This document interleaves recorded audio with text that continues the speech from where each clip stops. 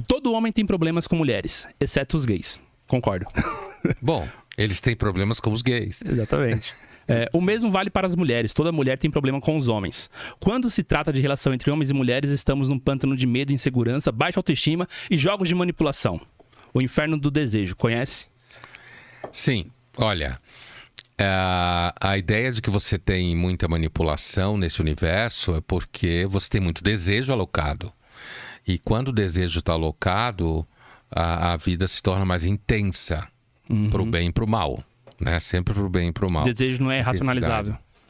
O desejo, ele... assim, em filosofia, se costumava dizer que, tecnicamente, o desejo é irracional e a vontade é o desejo racionalizado, né?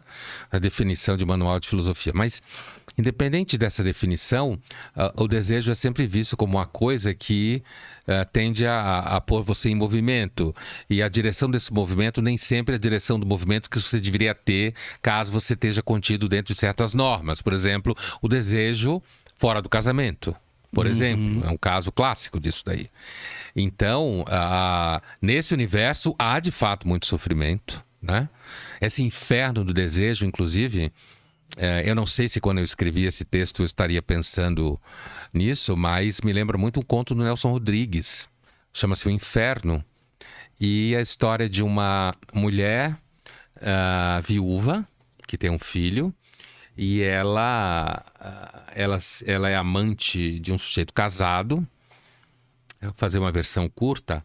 E ela... Depois o sujeito trabalha numa repartição, como é muito comum nos contos do Nelson Rodrigues dos anos 60, no Rio de Janeiro, e ela também trabalha e ela vai encontrar esse amante entre a saída da repartição e ele ir para casa, né? Para ficar com a família dele.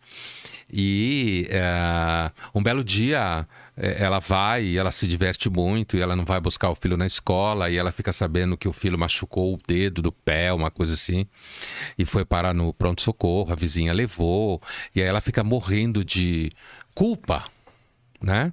Porque o menino tinha machucado o dedo e ela estava transando com um cara casado e tal. E aí ela entra numa depressão profunda. E se sente culpada, começa a encontrar com o sujeito e chorar, e o sujeito lê que ela estava querendo que ele largasse a mulher para casar com ela.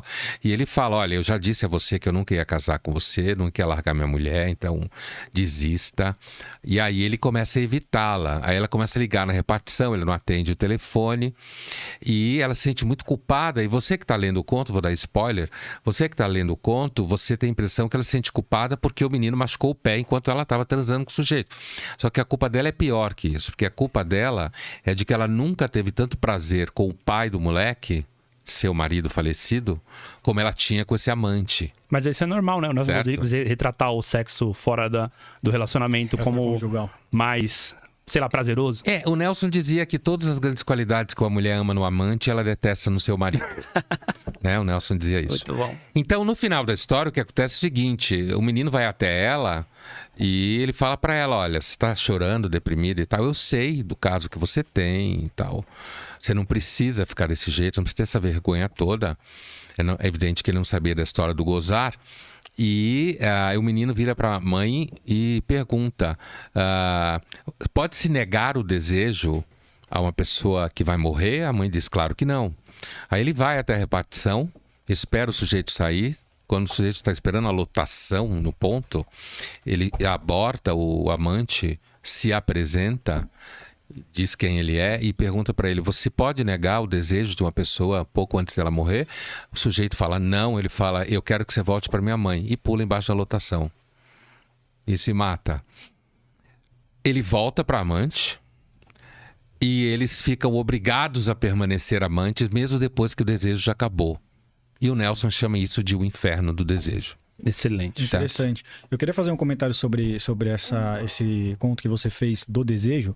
Aparentemente, eu observo que tem alguns pontos principais que acho que o Nelson talvez gostaria de expor e de apresentar para os leitores, né? Acima de tudo, talvez, gostaria de saber a sua percepção, de que aparentemente esse desejo mal controlado, talvez, nessa perspectiva do feminino, aparentemente pode arruinar a sua família, né? No caso que o filho dela, aparentemente a vizinha que foi até lá levar ele, etc.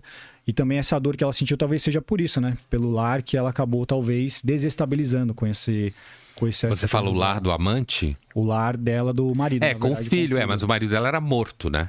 Ah, ele já era falecido. Ele era falecido, então... Ela era viúva, então. Ela era viúva. O problema, a culpa que ela sentia era com o filho.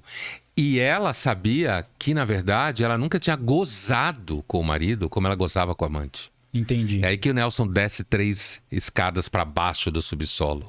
Quer dizer, a culpa dela não era tanto que o menino machucou o pé, isso foi, digamos assim, aquilo que disparou a crise dela, mas a principal culpa dela era porque ela sabia que, na verdade, ela nunca tinha chegado ao orgasmo, a gozar com o marido dela, pai da criança, como ela gozava com esse cara que era casado, portanto, não era uma relação legítima, ela era amante de um cara casado, e, sabe, numa situação dos anos 60. Dos anos 60. Quer dizer,